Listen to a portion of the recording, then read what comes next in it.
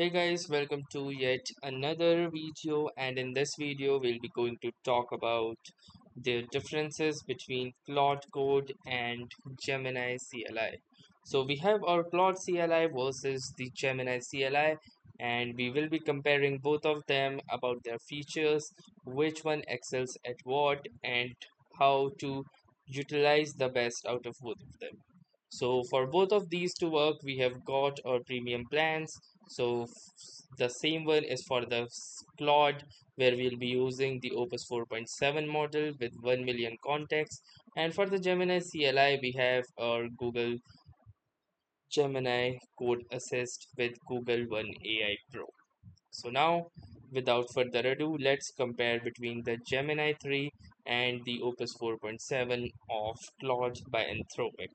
So, based on the research assessments, Claude Code is generally considered superior for complex coding and high quality production code, thus offering better reliability and refined output.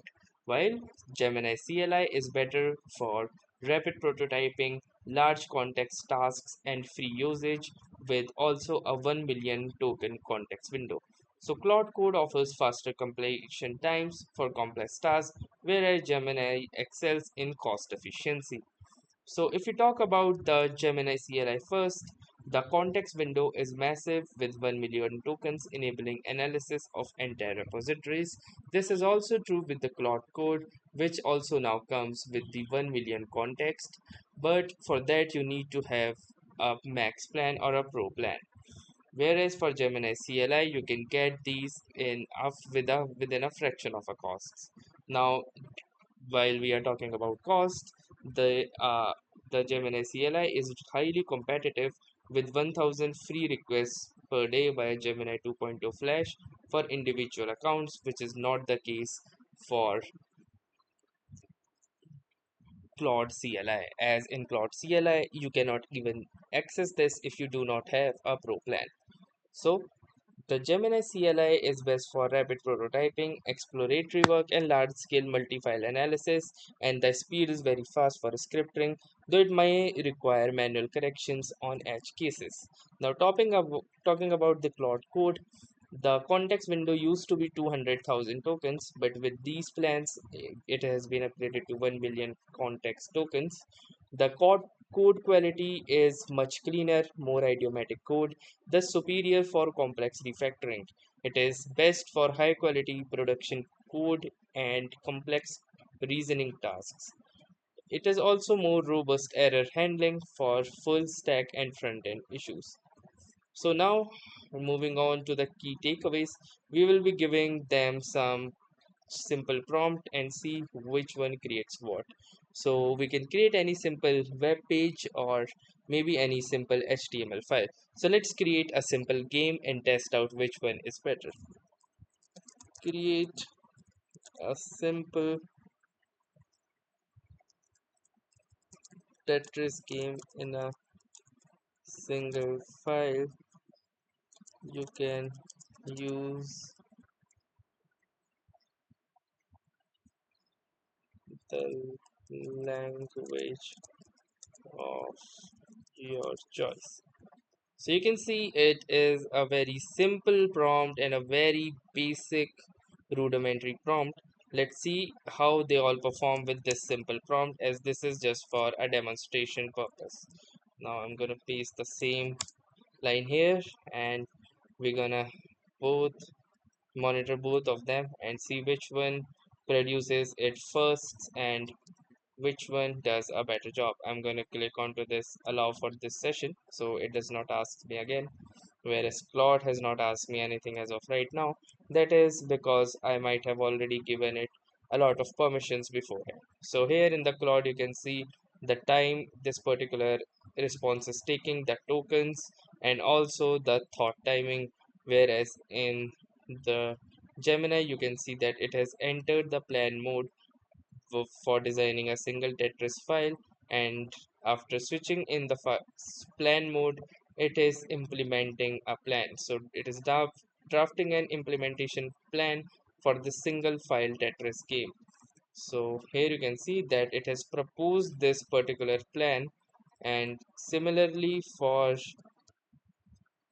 Claude Code, it has generated this code. I'll need to allow this, so I'm going to click onto this yes and allow during this session. And meanwhile, I'm going to approve of this plan, and I'm going to type in yes, go ahead. So you can see that it has defined the objective, the key files and content, the implementation steps, and the verification and testing steps as well. If you wish, you can also add any particular input that you would like this to carry on. Now here you can see that the Claude Code has taken the lead, whereas Gemini is still asking for more questions. So I'm going to click onto this yes, automatically accept edits. Although this could be an issue because I already had given permissions to Claude Code, which might not be the case with Gemini. So apart from that, let's first access the Tetris created by Claude. So it is inside this particular repository that it has given. So we will simply navigate to it, and here you can see this is the game it has created. I can easily control it using my keys, and I'm gonna just drop it, although it should have dropped in a single click, but it's okay. Now I'm gonna simply paste it at down. Oh nice, this is really fun. Okay, okay, this is going good.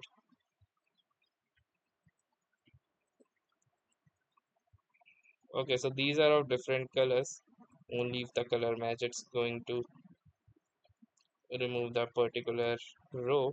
So this is actually fun. I can also change the shapes midair just like in real Tetris, and I think it's a pretty solid game with just a little more advancements and a little more prompting. It will be production ready. So basically actually this is really very nice. And meanwhile we will also check what Gemini CLI has created. So it has created a simple game in the ddef tetris.html. So we're gonna again copy the path and check what game it has created. So you can see both are almost identical. I mean, there is almost no difference. And I think the reason for that is that it could have been overwritten because there is the same name for both of them. So I think there is a high chance that they could have overwritten each other work. So let me simply go to D and F, and here I can see that there is only a single Tetris. So the first one was obviously the Claudes. I'm gonna ask it to rename it. So what I'm gonna do is,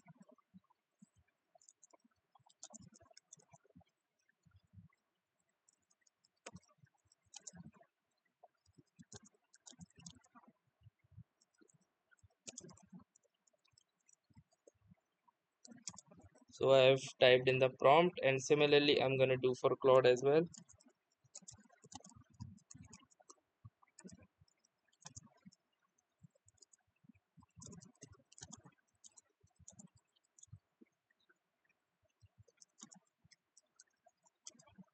So now after this particular fix, we will have two distinguished file instead of one.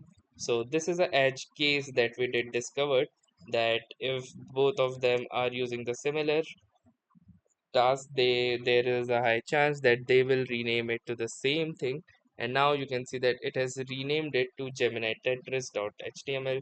So now we know which one is which. So you can see that it is again taking a little time.